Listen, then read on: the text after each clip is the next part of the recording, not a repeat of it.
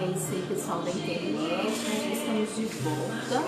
Daqui a pouco a gente entra com o pensamento da tarde, né? E em seguida com a hora da notícia. Fiquem ligados aqui comigo.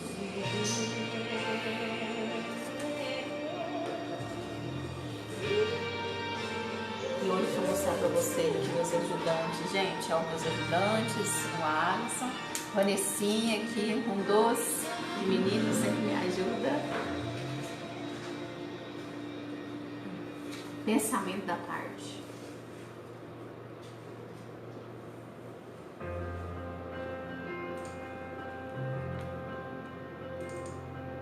Pensamento da tarde, uma reflexão para a sua vida nessa tarde de sábado, dia 7 de setembro. Busque ter ânimo para resistir a todos os embates e tempestades do caminho. Não se iluda, mesmo a estrada do bem está cheia de tropeços e dificuldades. Continue, porém, não dê ouvidos às pedras colocadas pela inveja, pelo ciúme ou pela intriga. Marche de cabeça erguida, confiantemente e vencerá todos os obstáculos da caminhada.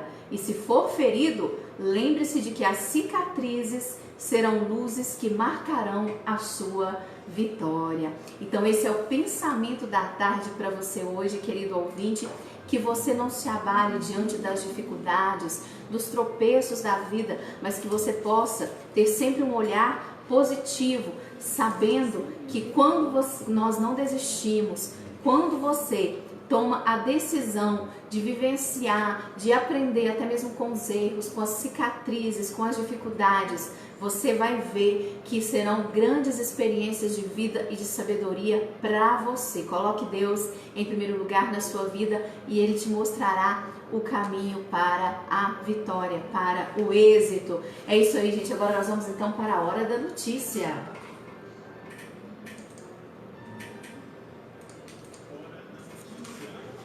Destaques da semana. É isso aí, né? E atenção, cidade de Uberlândia, Prefeitura de Uberlândia abre mais de 600 vagas para atividades aquáticas ali no Parque do Sabiá, né? Quem costuma frequentar ali o Parque do Sabiá, vocês sabem que ele tem uma piscina, então já estão sendo realizadas matrículas gratuitas que vão ser feitas a partir do dia 9 deste mês, ou seja, na segunda-feira, né, na sala dos professores, para vagas que estão abertas para as turmas de natação ali no, as pessoas que querem fazer aula de natação ali no Parque do Sabiá.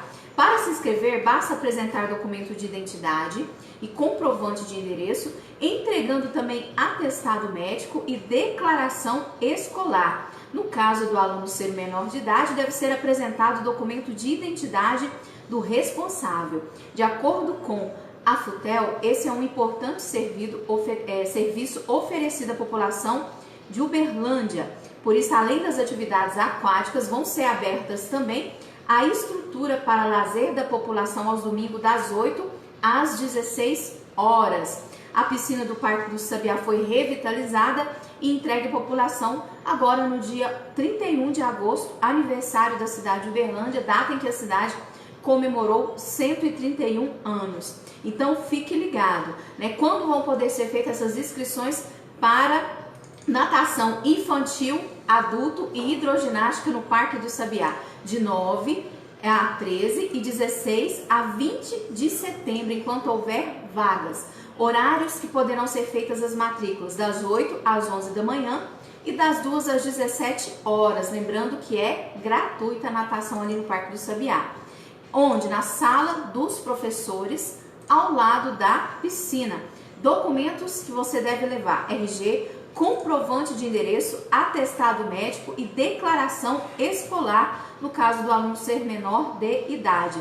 São 180 vagas para natação infantil e 90 vagas para natação adulto, sendo 350 vagas para hidroginástica.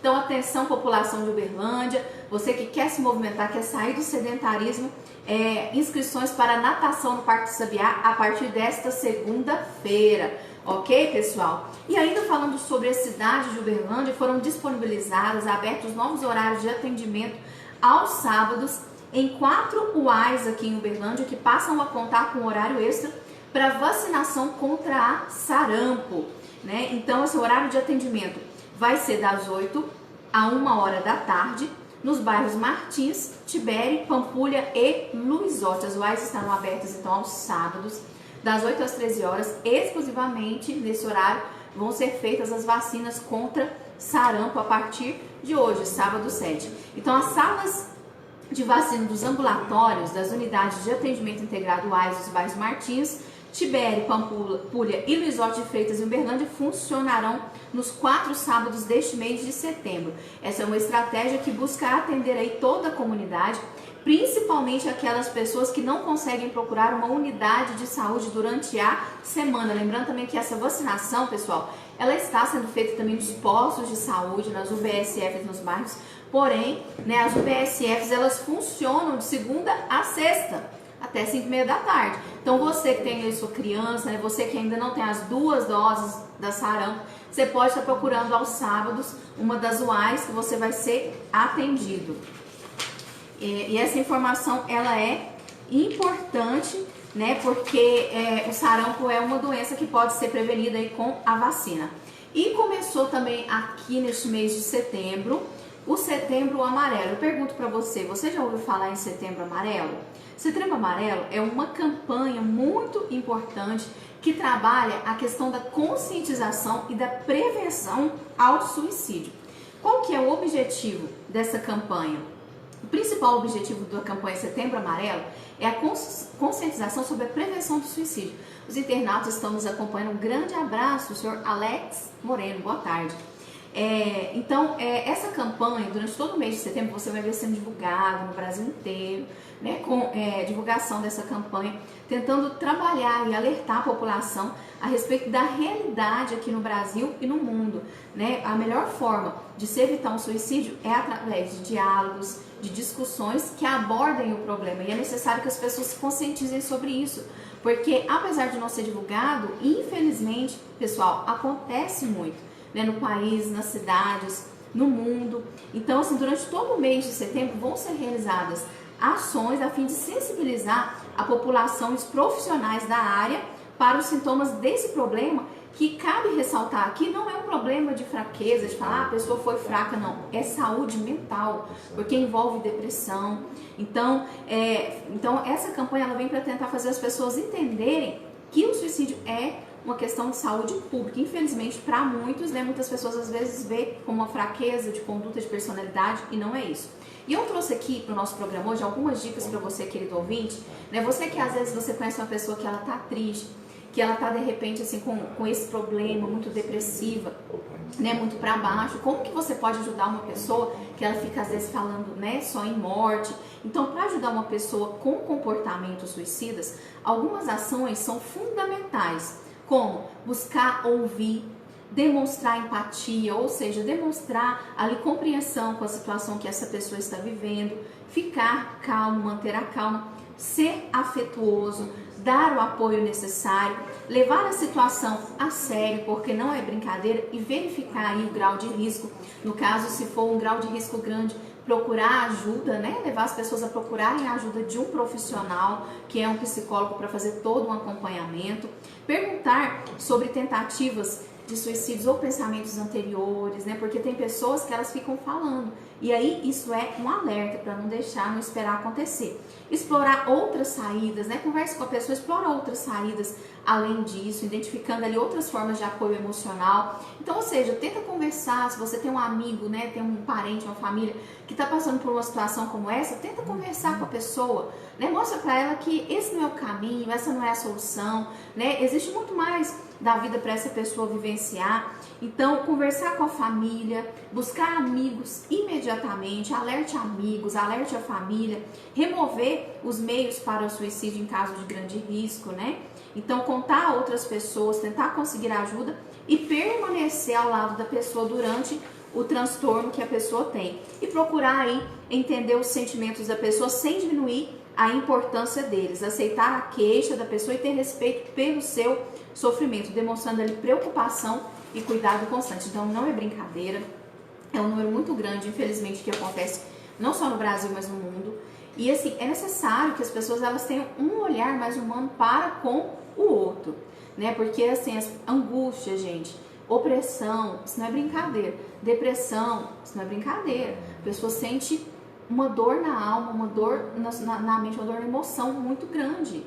Então, assim, precisa de cuidados. E se cada um de nós, como sociedade, fazemos a nossa parte, né, e sermos mais humanos para com o outro, ouvir, olhar, dar atenção, eu creio que podemos aí fazer o bem para muitas pessoas.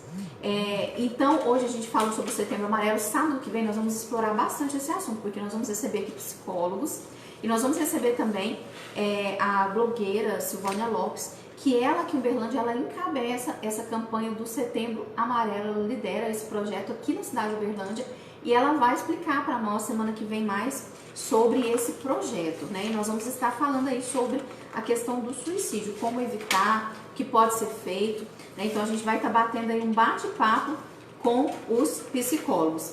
Agora, eu gostaria de chamar a sua atenção para uma pesquisa britânica que ela foi realizada, me chamou muita atenção, claro, dessa jornalista aqui que gosta de se manter atualizada.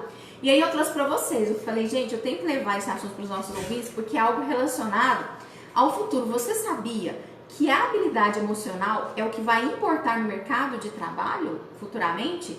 Ou seja, pessoas que elas têm facilidade de ter um equilíbrio emocional, de se relacionar bem, vão ser no futuro as pessoas que vão se destacar no mercado de trabalho. Como assim, né? Em 2018, o futurologista Ian Pearson, que ele é lá da Universidade da Inglaterra, né? Ele colocou uma evidência, ele fez uma pesquisa e ele declarou o seguinte, que em 2050 os humanos, ou seja, as pessoas, né, por conta dos avanços da medicina, dos tratamentos contra doenças incuráveis, elas vão ter muitos recursos com relação a ter uma longevidade de vida maior, ou seja, viver mais tempo, né? E sobre o futuro do trabalho, ele disse assim, que acredita que a automação e a inteligência artificial vão tomar as funções dos humanos, né? O que ele estava falando? Ele estava falando aqui daquela questão de tecnologia, de robôs, né? Principalmente em situações que às vezes envolvem um alto grau de inteligência emocional. Então ele disse o seguinte, pode ser que o nosso trabalho seja tomar no futuro uma cerveja com um amigo e saber como ele está. Talvez o Estado até nos pague para isso. Então ele quis dizer o seguinte, que existem algumas funções hoje que são assim desenvolvidas por pessoas, que são funções assim muito automáticas, por exemplo, em fábricas, esse tipo de coisa, que assim vão ter os robôs, né, para fazer ali toda aquela função, e que os seres humanos vão ficar mais por conta de fazer às vezes aquilo que gosta, para trabalhar o seu lazer, né, para escutar o outro, porque ao ver dele, pelo avanço da tecnologia, em 2050 vai ser a realidade. Ele é formado em física, né, o Ian Pearson, e matemática, e ele trabalhou como futurólogo da empresa de telecomunicações britânica BT Group. E assim, perguntaram para ele como você vê as relações de trabalho nas próximas décadas, né? E como futurologista, o que ele disse, o que todo mundo prevê, e eu concordo, é que a automação ela vai resultar em funções com foco maior em habilidades emocionais e sociais, e ir acabando gradualmente com tarefas repetitivas. Um fenômeno que vai crescer é o chamado cobots, o trabalho colaborativo de humanos com robôs. Então o pessoal que trabalha na área de mecânica industrial, né, é uma profissão que provavelmente não vai acabar, como aqui o Wallace está nos ajudando aqui, ó, porque, né, o mecânico industrial geralmente tem que consertar as máquinas. Então, gente, é uma área para se investir na área da robótica, né? Enquanto uma máquina inteligente ou uma inteligência artificial faz as partes chatas de um trabalho, o humano ele vai ter mais tempo para se aprimorar e concentrar esforços nas tarefas que realmente importam no seu emprego, a não ser que aconteça uma inovação sem precedentes. Acho que pelos próximos 10 a 20 anos a inteligência artificial não vai conseguir realizar essas tarefas que exigem habilidades essencialmente humanas e emotivas. No médio prazo, humanos vão sair das funções que exigem um QI elevado para as que necessitam de QE, ou seja, quociente emocional. mais apurado. Essas mudanças no trabalho, mesmo com foco em inteligência emocional, vão causar desemprego? É a pergunta que muitas pessoas fazem, né? Às vezes pensam assim, mas se desenvolver muitos robôs, se a tecnologia avançar, será que vai acabar com os empregos no mundo? E o que é que as pessoas vão fazer? E ele disse o seguinte, o futurólogo, né? Que ele compara essa situação como, por exemplo, hoje os caixas eletrônicos que nós temos nos bancos, né? Quando os primeiros equipamentos de caixa eletrônicos eles surgiram, muitas pessoas às vezes ficaram receosas, continuaram ali usando os caixas que já tinham funcionários dentro do banco, mas hoje, né, as pessoas pouco frequentam um banco e vai chegando um ponto em que as pessoas vão preferir a rapidez de uma máquina a um humano. E o mercado de trabalho vai acabar aí se adaptando. E ele fala que acha que a inteligência artificial vai acabar com empregos num primeiro momento relacionado aí a questão de produtividade, causando aí uma expansão dos postos de trabalho, né? Ou seja, criando aí outras áreas de atuação, alcançando aí esses empregos repetitivos e o homem ali operando as máquinas e vamos dizer assim, trabalhando o quociente emocional. E perguntaram para ele assim também, como que poderia ter uma expansão de empregos com as máquinas trabalhando no lugar do homem, né? E aí ele disse o seguinte, isso para 2050, segundo as previsões, que as pessoas trabalham muitas vezes com uma espécie de hobby, como forma de ganhar um dinheiro a mais no fim do mês. E que isso provavelmente acontece aqui no Brasil, é verdade. Tem pessoas que trabalham a semana inteira e às vezes no final de semana pega, faz um hobby, algo que gosta para ganhar um dinheirinho a mais. E ele fala, né, que ele tem, por exemplo, uma amiga que ela faz bolos de casamento nos finais de semana e que ele acredita que com a inteligência artificial cuidando da parte operacional, ou seja, dos sistemas automatizados, por exemplo, via drones, ela vai poder, essas pessoas, por exemplo, como a amiga dele, vão poder profissionalizar um hobby, ou seja, as pessoas passarem a exercer uma profissão que realmente gosta e não aquilo que se faz por obrigação, né? Ou seja, ganhando dinheiro e às vezes até contratando alguém para ajudar, garantindo ali tempo para realizar tarefas que não são repetitivas, mas que são como se fosse um hobby. E quais vão ser as habilidades essenciais para o trabalhador do futuro não perder o seu emprego? A gente está vivendo uma época, vocês sabem, de crise econômica, né, aqui no Brasil. Mas assim, gente, graças a Deus está passando, né? Dizem os economistas que a pior fase dessa crise econômica já passou. Que foi, inclusive, assim, uma das piores crises econômicas de todas as épocas do Brasil. E aí você que é profissional, né, você que se pergunta quais as habilidades que o profissional do futuro ele tem que ter para não perder o emprego, né? E às vezes você já pode ir trabalhando isso hoje. Empregos que hoje envolvem um alto nível de inteligência emocional, por exemplo, como o de enfermeira, que exige ali um contato humano de zelo e acolhimento, não vão sumir. Isso é engraçado, porque alguns médicos, principalmente os da área diagnóstica e alguns cirurgiões, vão acabar ficando sem função com a automação. Mas enfermeiras que recebem menos da metade do salário, não têm glamour como eles, vão continuar empregados. E isso é uma realidade. Eu não sei se há 2 semanas atrás, aconteceu, por exemplo, aqui na cidade de Uberlândia, um dos hospitais aqui de Uberlândia, eles fizeram um anúncio de um robô que ele ia começar a operar pessoas com problemas cardíacos aqui em Uberlândia. Inclusive, eu fui convidada para ir nesse lançamento, né? Então, assim, já tem muitos robôs operando e com, assim, com uma porção praticamente, assim, quase zerada de erros, né? Então, assim, mas tem algumas profissões que no futuro não vão sumir, principalmente que exigem um contato humano como a das enfermeiras. Por mais avançada que uma máquina ou uma inteligência artificial seja, essas funções que exigem um contato humano são insubstituíveis. São insubstituíveis. O que é importante salientar é que ninguém é contratado porque sabe, por exemplo, apertar teclas de um computador muito bem, e sim como a pessoa traz para o ambiente de trabalho. Então, hoje um gerente que ele tem funções operacionais, ele será mantido no seu emprego como alguém que vai elevar a produtividade do setor e checar a parte humana, se os colegas de trabalho estão bem e se precisam de alguma coisa. Então essa provavelmente vai ser a função do gerente no futuro. E quais são os empregos que vão surgir? Eu pergunto, você tem curiosidade para saber quais são os empregos que vão surgir? Você queria saber, Wallace, quais são os empregos que vão ser os empregos do futuro? Né? Então, quais vão ser as funções? São funções relacionadas, por exemplo, ao coaching, que é um profissional que a gente já ouve falar dele hoje em dia, né? Que é um profissional que ele é responsável por ensinar outras pessoas habilidades que elas não sabem ou precisam, por exemplo, de um aprimoramento. Com mais tempo livre por causa da automação, ou seja, do trabalho dos robôs no futuro, né, fazendo serviços repetitivos, nós vamos ter de aprender novas coisas.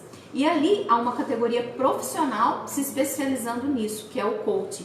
Então não se trata apenas de ensinar novas habilidades, mas também de aprimorar relações interpessoais e se tornar um líder melhor. O que nós entendemos como trabalho está mudando e pode ser que lá em 2050, quando os computadores ocuparem a maioria das funções que nós desempenhamos hoje, o nosso trabalho vai ser de repente tomar um refrigerante, um suco com um amigo e ver como ele está emocionalmente, né? E talvez até o Estado possa nos pagar por isso aí. Então as funções vão realmente mudar. E trabalhos relacionados à segurança da internet, né? São importantes hoje em dia, a internet está se desenvolvendo e vão continuar existindo serviços nessa área aí no ramo da tecnologia.